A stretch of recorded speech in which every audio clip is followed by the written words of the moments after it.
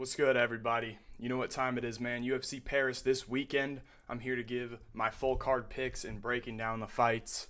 Look, I know a lot of people are relying on me this weekend. I'm coming here for the people, man. I'm here to get these picks right. But there are some very, very tight and close fights on this card. But, last week I had success. There were a lot of those fights. I'm hoping I can have the same success. But, I'm not going to waste any more time, man. Let's get right into it. The first matchup of the night, we got Bolaji taking on Chris Duncan.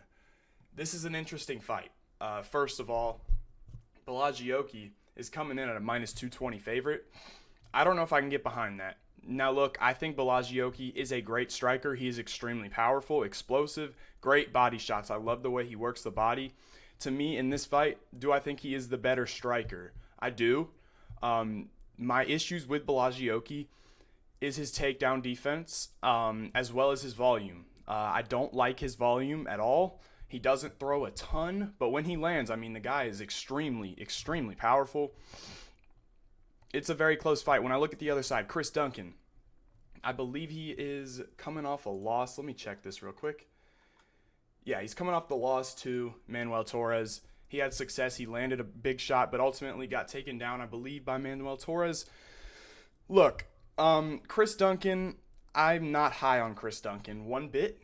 I think, he doesn't take shots well. I don't think his chin is great. I don't think his defense is great. But Chris Duncan, what I've noticed is he's been mixing in a lot of takedowns and a lot of clinch game. Do I think he can out-volume Bolaji? I do. Do I think he can take him down? I do as well. Chris Duncan, I know he will be shooting takedowns in this fight. It's on Bolaji to stuff him. I know Chris Duncan will do work in the clinch here. When it comes to the striking, like I said, the power is definitely on Bolaji side. But to me, maybe the volume might be on Chris Duncan. It's a risky pick. I could absolutely see Chris Duncan getting floored. He's going to have to fight through some adversity. I think his wrestling is a lot better than Bolaji. He is willing to shoot takedowns. He does it a lot. I think I'm going to pick Chris Duncan. He is a plus 170 underdog. I'm very nervous about this pick. Not a high confident pick, but as a dog, plus 170, I like him. I'm not sold on Bolaji. I thought his win over Timmy Kwamba wasn't great. He got taken down in that fight. Timmy Kwamba is a featherweight. He is not big, and Bolaji, on the other hand, is a massive, big lightweight. Chris Duncan is pretty big himself. I think he is the better wrestler. I think he can do work in the clinch and on the feet. It's going to be dangerous, but I think he outvolumes him. I like Chris Duncan by a decision here. It's a very risky pick, but I'm going with Chris Duncan to win this fight. First pick is an underdog. Wow. Okay. Next up, Daniel Barez versus Victor Altamirano. My bad. Sorry. So Victor Altamirano, he's coming off a loss, I believe, to Felipe dos Santos. I thought he won the fight. He mixed in wrestling. He more is like a karate kind of style fighter. A bit interesting. When I look at Daniel Barez, the other side, he's a guy who got submitted by Rafael Filho. He is very aggressive striker. Another guy like Bolaji who loves to dig the body. I believe Daniel Barez is 35 years old, so he's a little bit older. He is the favorite slightly, I believe, in this fight, and I know a lot of people are on Victor. There's one thing I really do not like about Victor in the way he ducks his head. He ducks his head a lot, and it's very, very hittable. I've seen people catch him with knees, with uppercuts. Daniel Barez, to me, has a great uppercut. He has great body shots. He will be the better and faster striker here. He slows down. He can be taken down. He's pretty slick off his back with submissions. But to me, I feel like Victor is the better wrestler. Due to the fact that Victor ducks his head like that, I cannot pick him to win this fight. And I think Daniel Barez is going to find a shot and put Victor out. I do think so. To me, Daniel Barez has great boxing. He's very quick. He hits like a truck for a flyweight. He was killing Rafael Filho before he got choked, and he has been rear naked choked a lot. He's good on the ground, in my opinion. He's okay on the ground. His takedown defense is pretty good. Victor Altamirano does a good job with his timing, but I think on the feet he's outmatched. His pressure is great. I don't know if Victor hits hard enough to get Barez off him. I think Barez is going to find an uppercut and knock Victor Altamirano out or land the bigger shots, do more damage. I think he's going to find a KO here. I'm picking Daniel Barez via a KO.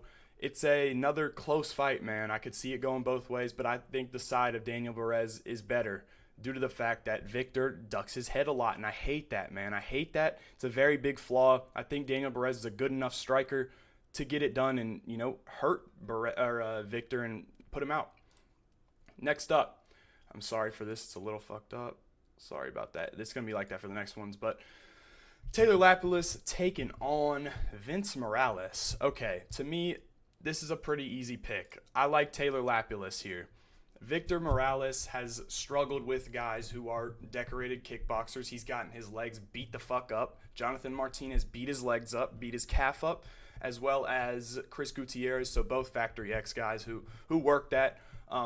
Taylor Lapilus has great takedown defense. I don't know if Vince Morales is going to be shooting that much. I don't think, he's the greatest wrestler, but if he does, I believe in Lapilus' takedown defense. It's great. I think he's just a lot better, a lot sharper. I think he'll get this one done pretty easily via a decision, probably 30-27. Land the bigger shots. He's got great knees. Work those kicks, the low kicks. I like Taylor Lapilus here. He's more decorated. And like I said, Vince Morales, this is short notice. He's struggled with guys, kickboxers that are very calculated. He likes to brawl. He probably hits harder. He could catch Taylor Lapilus, but I think Lapilus is the right side here. He's proven he's a good striker, and I think he gets this one done pretty easily. So, personally, I think Taylor Lapilus is the right side. I'm going to be picking him by a decision. Next up.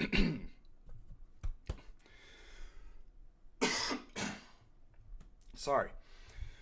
Ludovit Klein taking on Roosevelt Roberts. Roosevelt Roberts, this is short notice for him. What Roosevelt Roberts does well, in my opinion, I think he has a good jab. I think he's okay at range. His defense, to me, is not great. He doesn't use his range that well. I've seen Ludovit Klein beat up on taller guys. Ignacio Bahamondes, a great fighter. He had a lot of success there. To me, it's an easy pick. I think Ludovit Klein is very good. He's looking very good at lightweight. Very good. I mean, his last fight, Thiago Moises, looked fantastic, man. He mixed in takedowns. He was taking down Thiago Moises, stuff and everything. He's got to be a little bit careful of Roosevelt Roberts. Guillotine. He does have a pretty good guillotine. He's pretty good off his back.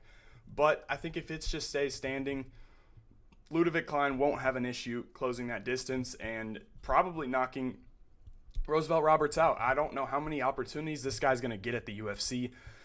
I'm hoping this is his last one. No, I don't think he's a bad fighter, but I just think Ludovit's the right pick here. He's on a very good win streak. He's looked fantastic. I really don't see him losing this fight. I believe he's, minus 700, minus 800, which is, look, I'm never down for that, but I think Ludovit is very good. I think he gets this one done. I want to say a knockout, but I think a decision is better. I think he'll, whatever. We'll just pick him to win the fight. All right. Next up, Oumar Sy taking on Dawoon Jung. This one's a little bit interesting. So, Dawoon Jung is on a 3-fight losing streak. He did have a stint in the UFC where he was actually very good. I believe he won 3 or 4 fights in a row. But I believe he just lost to, what the fuck am I? Oh my God, Carlos Ulberg, right? Yeah. He got choked out by Carlos Ulberg. He's pretty powerful. He's a little bit slow, but his takedown defense is actually pretty good. I think it's at 77%. Oumar Sy is going to be looking for the takedowns a lot, actually. And I don't like the number here at all. It's at plus 350. Oumar Sy is a guy who wrestles. I believe his last win's over Tuco Tercios, which isn't a great fighter at all. Dawoon Jung is a lot better. I think Dawoon Jung's takedown defense is good, but I think the right side is Oumar Sy due to the fact that his athleticism, he's very strong, he's big. I haven't seen a lot of his striking. I think it's okay. I don't think he's the better striker here, but I think ultimately he will get this fight to the ground. He's very strong, and I think once he gets it to the ground, it could be over very fast. So I'm going to pick Oumar Sy via a second-round submission. So, yeah, but it's interesting because, Dawoon Jung has a pretty good takedown defense. I've seen his sprawls. They're not bad. It's interesting. I don't know if I like the number there, but I'm going with Oumar Sy to get this one done. Next up, oh, man. Ivan Cutelaba taking on Ivan Erslan. So this is Ivan Erslan's debut. This guy has been knocked out a lot, but on the feet he's powerful and he's dangerous, very dangerous. Look, Ivan, he's coming off a loss to Felipe Lins. He looked more measured in that fight. I don't know if that's a good thing or a bad thing for Ivan. I hope Ivan just takes it to the ground immediately because I do think he holds the advantage there. One thing I notice about Ivan Erslev, sorry, both their names are similar. When, he gets caught with a lot of right overhands, Ivan Cutelaba's best weapon on the feet is the overhand. I think Ivan, to me, I think he's going to land a big right overhand over the top of Ivan Erslav's jab and put him down and possibly out because Ivan hits like a truck. Ivan Erslev, like I said before, has been KO'd a lot. But I think the right side here is Ivan. He's a better wrestler.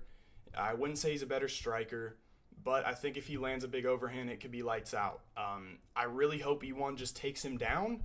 Ivan Erslev hasn't showed great takedown defense. He hasn't really fought a lot of people who attempt to take him down. He's susceptible to the leg kicks. I don't think Ivan's going to throw any of those.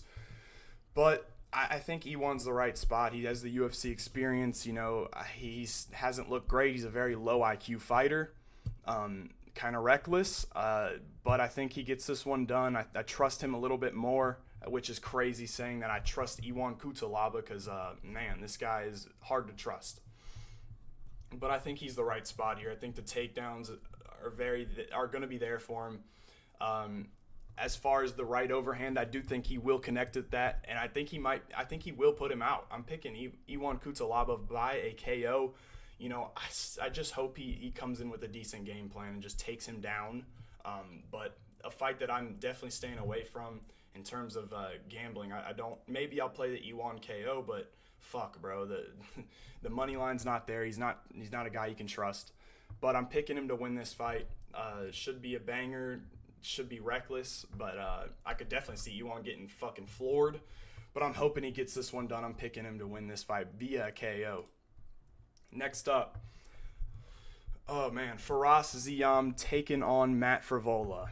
Okay, this one's another one where I don't know what side to go here. So Firas Ziam has been taken down a lot. Matt Frevola is going to be the better wrestler here. He is a better wrestler. He hits harder to me. The things I don't like about Matt Frevola, he rolls his head to the left side every single time. When he's boxing or when he's in exchanges, that opens you up, especially to a southpaw, to a head kick. I've seen Matt Frevola almost get caught by Benoit St-Denis and Luis Pena with that head kick. He's been very, very close, and it's not a good thing. Obviously, he got caught with a head kick against Benoit St-Denis. Firas Ziam, I do like him. He's a good striker. He's a very good striker. He has a great check hook, which I think is going to be very, very useful here due to the fact that Matt Frevola is rolling left every single time. But, man, I don't like his takedown defense. It's a very close fight and a hard fight for me to pick. Matt Frevola has looked really good at times. I think his gas tank is very good for how much pressure and how, high-paced his fights are. So, but I think I'm going to lean Ziam's side, man. I don't like his power, but I think he's a more decorated striker. I think, Matt Frevola, he does have great takedowns. He's got good control. He's a good wrestler. I think Ziam, he knows what's going to happen here. Matt Frevola is looking to take him down. Ziam is a much better striker. I think Ziam, he's at Kill Cliff. I'm hoping he's just trained that a lot. I think he's the better striker here. I'm going to lean Ziam. Not a confident pick again. A fight that could go either way for me. But I'm hoping Ziam can get this one done. I think he's younger. He's a better striker. He's faster, taller, better with range. I think he can outland Frevola, but I could definitely see Frevola winning as well. It's a very tough fight for me to call. I'm going to lean Ziam here. I think he might be able to get a KO or hurt Frevola. That's an issue, though. Ziam doesn't hit that hard. But, I think he's a better striker here. I just think he's going to be able to get up. I like Ziam here barely, though. It's a very close fight. I could see it, like I said, going any way, and it's a tough fight for me to call. But I'm going to lean Ziam here and, expect him to get this one done. Next up, Morgan Charriere taking on Gabriel Miranda. So, I've liked Morgan Charriere a lot. His last fight versus Chepe Mariscal, he impressed me a ton. He looked great. He ended up losing that fight via split decision, but Chepe Mariscal is a very tough fighter to beat. High pressure, great takedowns, great everywhere. He looked good. His takedown defense looked great, and I think that's going to be important here. Gabriel Miranda is a wizard on the mat. Someone you don't want to mess with on the mat. He will do any submission you can name, bro. This guy is very good on the mat. Stay away from him there. But his takedowns aren't the best, and I've talked about this a lot with those Brazilian guys. Their takedowns aren't the best, but when it gets there, they're very dangerous. I think Morgan's takedown defense has been great. Gabriel Miranda, if he gets in the clinch, will try to take Morgan down. Morgan has great judo. I think he'll be okay with the trips. I'm going to pick Morgan here pretty easily. I think, obviously if it gets to the mat, it's very dangerous. Gabriel Miranda is a guy you do not want to mess with on the mat. I don't think Morgan will let it get there. I think Morgan will get this one done via KO. Just break him. Morgan's very fast, very good distance management, hits hard, very big featherweight as well. I expect him to get this one done. But it's, another one where if it gets down, it's going to be a whole different story. But I think Morgan's good enough to keep it on the feet and get this one done. Next up, oh man, this is a absolutely brutal one. So if you didn't know, Bryan Battle is one of my favorite fighters, man. He really is. I love his game. I love his personality. I think he's great. And he looked fantastic. Fantastic. Last time out against Angel Lusa was beating him to a pulp, beating him everywhere. To me, in this matchup, I think Bryan Battle is going to have the power advantage. I think if it gets to the ground, he will have the jiu-jitsu advantage. I don't really know how good his wrestling is, though. Will he be able to get Jousset to the ground? Because Jousset, to me, is a very talented kickboxer, very measured, very, very technical. He's really, really good on the feet, very tough to beat. He's got some incredible calf kicks, a great jab, great straight left hand or straight right hand. It's a very, very, very close fight, man. I hate to say it. I can't throw bias into here. I'm going to lean Jousset's way. I think he's the more technical guy. Bryan Battle's defense, to me, isn't great. He's got the reach advantage. To me, maybe the power advantage, but the volume that Kevin Jousset can put on you, he's got fantastic calf kicks. I don't think Bryan Battle's faced a striker this caliber, with this caliber. And Kevin Jousset's out of City Kickboxing. He knows how to, keep it on the feet and keep it technical and stay out of trouble. Bryan Battle has been dropped a couple times. He's been hurt a couple times. I don't know if that'll play a huge factor, but Kevin Jousset's straight shots are fantastic. He's a great teep kick, a great calf kick. I'm leaning Jousset here via decision. It's a very, very close fight. I think if Bryan Battle comes into this fight and tries to take Jousset down, I think he can control him. I think he might even be able to get a submission. But I don't trust his wrestling and him being able to get the takedowns here. I'm going to lean Jousset's way, man. I hate to say it. I'm going to lean him by a decision. I think it'll be a close fight, 29-28. I'm going to go Jousset's way. I think he'll win this one. It sucks. It's painful for me to say, man. Next up, William Gomis taking on Joanderson Brito. So, William Gomis is a good fighter. He is, a good kickboxer. With that being said, Joanderson Brito is not going to let you get any kicks off. He's going to be in your face the whole entire fight right in front of you. He's a very intimidating featherweight. He's got a great regional record. He's fought some very good guys on regional and he's come to the UFC and looked fantastic. Only loss coming to Bill Algeo where he kind of gassed out. Since then, he keeps a high pressure though, man. He's very high pressure. I think he'll break William Gomis. To me, Gomis is a guy who can be taken down. I think he will slow down with the pressure. I think Brito obviously will slow down as well. Gomis' takedown defense is okay. Francis Marshall was able to get him down. I think, Brito is a lot better than Francis Marshall when it comes to taking down opponents. I think Brito is stronger, more durable.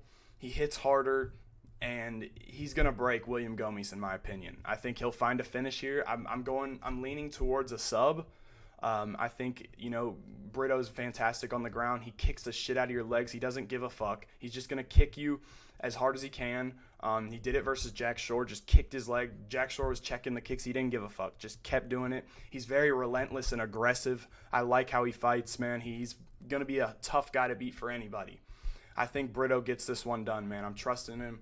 He's going to break Gomis, in my opinion.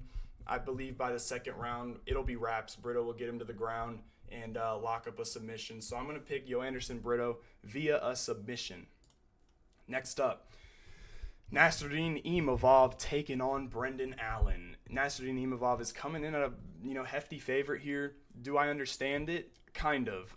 So Nassourdine Imavov, to me, is a very decorated, fast, good striker. He's hurt a lot of opponents. He's hurt Dolidze. He TKO'd Jared Cannonier, but I believe the Jared Cannonier is the only KO or TKO he's got in the UFC, if I'm not mistaken. Brendan Allen, a tough fight versus Chris Curtis. Very tough fight. He came out on the winning end. But to me, Chris Curtis is a very tough matchup specifically for Brendan Allen. Due to the fact that Chris Curtis is a guy with fantastic takedown defense. He rolls with shots well. And I really do think Chris Curtis is a tough matchup for anybody. Imavov, to me, would kill Curtis. I think they've already fought, but headbutt ruined it because Imavov can move around well.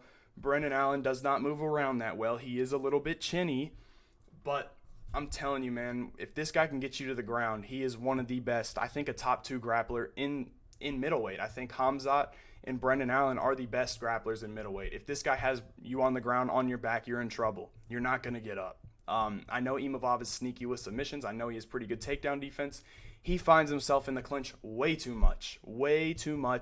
He gets frustrated a lot. Brendan Allen will talk shit in the octagon. He does talk shit. He will be talking to you. I hate how much Imavov finds himself in the clinch. I mean, against Roman Dolidze, he was beating him to a pulp, but Dolidze had him in the clinch for so long, man. It was a 25-minute fight. 15 minutes, I can say possibly he had him in the clinch. Dolidze did, and I hate that. Brendan Allen is great in the clinch. He has great trips. He has great takedowns from the clinch. He's very strong. And if this guy can take your back, you're not getting out of it. It's over. This is a 3-round fight, which I believe kind of favors, Imavov a little bit. It's a very close fight. I'm going to lean Brendan Allen's way here. I think, he can frustrate Imavov. He gets frustrated a lot. Imavov does. He's got a weird temper. I think on the feet, Imavov is going to be better. He's going to be sharper. He's going to be faster. He might be able to hurt Brendan Allen. He's very good with his kicking game. He's very fast, like I said, slick. Brendan Allen will look to shoot takedowns. He seems to me like he's improving a lot on the feet. He can't find himself backed up on the fence. He does that a lot. He has to stay in the middle of the octagon and put Imavov on the back foot. I think he does that here. I think he works hard in the clinch. I think at one point he will get Nassourdine Imavov to the ground. A sub is very much in play here. This guy is, like I said, man, him and Khamzat, to me, are the best grapplers in this division. I think Brendan Allen, I think so highly of him on the ground. I am a little bit worried about his chin and his durability. I think he can get this one done, man. I'm leaning the Brendan Allen side here. I believe he's plus 170. I think he gets this one done, man, via a decision. I think he can control Nassourdine and, hold him in the clinch. I think it'll be a very close fight. I hate how it's 3 rounds. This is literally a title eliminator, right? Both these guys are on great win streaks. Brendan Allen, I believe, is on a 7 or an 8 fight win streak. He's been looking fantastic. Like I said in the Curtis fight, it was very lackluster. I don't know what, he got caught, but Curtis is a very tough matchup, man. And I don't like Brendan Allen's defense. He does get hit a lot. Oh, man, it's a very close fight. But I'm going to lean towards the guy who I think, can control the fight. He's stronger. He's more physical. I think he can frustrate Imavov. Like I said, he doesn't, Imavov gets frustrated. I like Brendan Allen here, man. I think he's going to have to fight some adversity. Man, it's a close fight. I'm going to lean Brendan Allen's way here to get this one done. I think, like I said, man, he is such a good grappler, great top pressure, able to control so many fighters there. He likes to hurt you and take you down, and that's another thing. I don't really know how great his takedowns are. They're not the best. They're not a Khamzat level, but if he can get you to the ground, you're not going to get up, especially on your back. He's so active in his guard. He's great at passing. I like Brendan Allen here, man. I think a sub or a decision is very much in play. I think Brendan Allen's going to break Nassourdine Imavov and get it done. Damn. Next up, main event of the evening, Renato Moicano taking on Benoit St-Denis. Look, the French fans, French fighters are typically known for, getting broken and kind of, not having heart and not being that tough. That's just a stereotype. And sometimes it's true. That's the complete opposite for this guy. And that's why the French fans love him so much. Look, when I look at Moicano, he has great body lock takedowns. I will give him that. But everywhere else, man, he is outmatched. On the feet, it's not close. He's very soft to the body. He's very soft on the chin. His striking sucks. Put it simple as that. And when you're going up against a guy like Benoit St-Denis, do I think he's calculated and a technical striker? No. He is a marauder. With that being said, I think the right side here is definitely Benoit St-Denis. Renato Moicano has kind of fluked his way up to this point. I mean, against Drew Dober, he should have lost that fight. Drew Dober made a mistake, and, he got to the ground. He looks like shit on the feet, man. Moicano is not good on the feet, bro. I think he's a funny, cool character to have. I think he's going to get fucking destroyed here. Do I think if he can make it to the later rounds, it'll be okay? He can win? No, I don't. I don't think his gas tank is as good as everybody says. Now, if he can get in a position like full mount, something like that, do I think he can have success? Sure. But I think Benoit St-Denis is so physically strong, he won't find himself there. I think we're going to see a rear body kick from Benoit St-Denis kill the liver of Renato Moicano, and I'm expecting a first round TKO from Benoit St-Denis. Look, man, I hope y'all boys enjoyed. I am trying to get my picks right, obviously. I do a lot of research, but, play with caution. There's a lot of close fights on this card. I'm hoping I do well. You guys can see I do go for a lot of underdogs. I try to, see a way for them to win. I think I'm going to do pretty well in this card. I'm hoping so. It's another card similar to the Sphere where it's very, very close. But, yeah, this is going to be it for me. I hope y'all boys enjoyed, and I will catch you in the next one.